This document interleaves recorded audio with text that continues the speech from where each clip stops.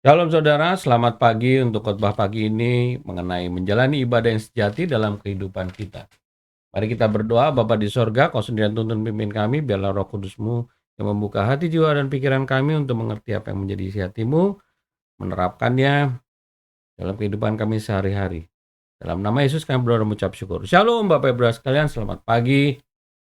Kita harus tahu bahwasanya tantangan kerohanian kita terjadi adalah di luar hari Minggu, Senin sampai dengan Sabtu, yang lebih berat karena ibadah kita hari Minggu pastilah Bapak Ibu sekalian kita nampaknya semua baik-baik saja, kudus-kudus, ya Bapak Ibu sekalian shalom dan sebagainya. Tetapi tantangannya justru di hari Senin sampai hari Sabtu. Nah, oleh sebab itu bagaimana kita menjaga kehidupan kita agar kita berhati-hati bahwa di luar hari Minggu kita pun tetap menjalankan segala apa yang Tuhan inginkan dalam kehidupan kudus dan saleh.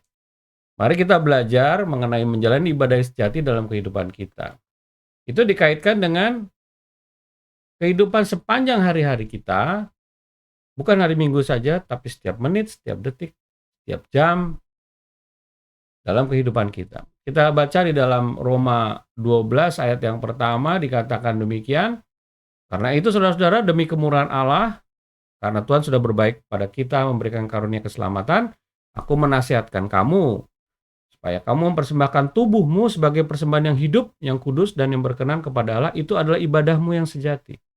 Jadi Bapak Ibu sekalian, ibadah yang sejati itu dikaitkan dengan diri kita, di mana kita harus mempersembahkan seluruhnya kepada Tuhan, dalam setiap apapun juga, ucapan, pikiran, eh, apa yang kita dengar, apa yang kita lakukan, Bapak Ibu sekalian, itu harusnya dalam kategori yang hidup, artinya menjadi lebih baik hari demi hari, yang kudus itu artinya memang khusus untuk Tuhan, kita tidak melakukan tangan ini, mata, mulut, telinga, dan pikiran kita di luar yang daripada Tuhan dan berkenan kepada Allah, artinya kita sungguh-sungguh mengasihi Dia, melakukan segala perintahnya dengan sepenuh hati, jiwa, pikiran, dan kekuatan kita. Bapak Ibu sekalian, kita harus melihat kenapa begitu penting persembahan ini.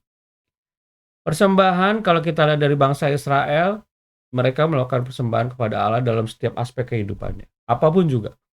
Dan kita melihat kategori apa yang dipersembahkan itu harus demikian betul-betul sempurna. Di dalam Ulangan 17 ayat 1 dikatakan, janganlah engkau mempersembahkan bagi Tuhan Allahmu lembu atau domba yang ada cacatnya atau sesuatu yang buruk, sebab demikian adalah kekejian bagi Tuhan. Kalau ada sesuatu yang tidak benar atau tidak baik dalam persembahan itu menjadi suatu kekejian. Kekejian itu luar biasa Bapak sekalian, itu membuat Tuhan marah luar biasa ya, tidak berkenan kepada Tuhan. Nah, syukur Tuhan Yesus telah mati untuk kita di kayu salib sebagai persembahan anak domba yang kudus, suci, tidak bercacat celah, sehingga kita yang tidak layak ini mendapatkan keselamatan daripada Tuhan. Tetapi ketika kita sudah diselamatkan sebagai umat percaya, apa yang harus kita lakukan dalam kaitan persembahan tadi? Bahwasanya kalau kita mempersembahkan diri kita, itu adalah yang menjadi utama. Rasul Paulus menegaskan justru persembahan itu bukan lagi kepada hewan, tetapi diri kita lah yang menjadi persembahan. Dan persembahan itu mempunyai kategori dia harus hidup, artinya kita harus bertumbuh lebih baik hari demi hari, menjadi lebih bagus dalam hati, jiwa, pikiran, rohanian kita, fisik kita. Kemudian juga yang kudus. Kudus itu memang dikhususkan untuk Tuhan, melakukan apa yang Tuhan inginkan, dan kita seperti katakan tadi, yang berkenan artinya sungguh-sungguh mengasihi Allah dengan sepenuh hati kita. Itu yang dituntut. Oleh sebab itu dikatakan itu adalah ibadahmu yang sejati. Kalau kita masih hidup dan kita menjalani hari-hari ini, hari Senin sampai Sabtu, maka apa yang diri kita dan apa yang kita lakukan adalah suatu persembahan bagi Tuhan. Dan disitulah menjadi ibadah kita, ibadah yang sejati, yang sebenarnya, yang sesungguhnya. Oleh sebab itu Bapak dan sekalian, untuk menjaga kehidupan kita agar tetap saleh dan kudus seperti yang Tuhan sampaikan di dalam kitab 2 Petrus, maka ingat sekali lagi, kita jangan baik-baik di hari Minggu, tapi Senin sampai Sabtu. Apa yang kamu tulis, apa yang kamu lakukan dengan tanganmu, apa yang kau lihat, Apa yang kau dengar, apa yang kau ucapkan, apa yang kau pikirkan, itu semua Bapak Ibu sekalian menjadi satu kesatuan, menjadi satu tantangan bagi Bapak Ibu sekalian dan saya untuk membangun ibadah yang sejati. Jadi hati-hatilah dalam kehidupan ini. Ibadah hari Minggu, ya, tapi tidak selesai sampai situ. Senin, Selasa, Rabu, Kamis, Jumat, Sabtu, Minggu, ibadah yang sejati, Bapak Ibu sekalian. Marilah hari-hari ini kita lebih lagi mempersembahkan tubuh kita sebagai sesuatu yang hidup. Apakah kita setia di dalam membaca firman? Dalam berdoa untuk memperkuat diri kita sendiri? Ingat, berdoa adalah perjumpaan dengan Allah. Berbicara dengan Tuhan. Face to face, heart to heart, mind to mind. Pikiran kita saling terbuka. Dan itu pembicaraan yang hidup, yang dinamik. Dan kita siap diproses seturut dengan kehendak Tuhan. Kudus, ya. Kita menjalankan segala sesuatu itu sesuai dengan kehendaknya, tepat, tidak di luar itu, bersih, dalam kekudusan. Kita dikhususkan, kita ini dipilih, dikhususkan untuk Tuhan. Dan yang ketiga, berkenan. Kita sungguh-sungguh mengasihi Dia dan mengasihi sesama sebagai bagian hidup yang berkenan kepada Tuhan. Bapak dan sekalian, walaupun saya membacakan firman Tuhan ini, walaupun saya membawa, tetapi ini merupakan satu pegangan bagi saya agar diri saya sendiri menjalani kehidupan seperti yang dikatakan firman Tuhan tadi. Ibadah yang sejati, sejatinya, sebenarnya, sesungguh-sungguhnya, yang harusnya seperti itu. Ibadah yang sejati.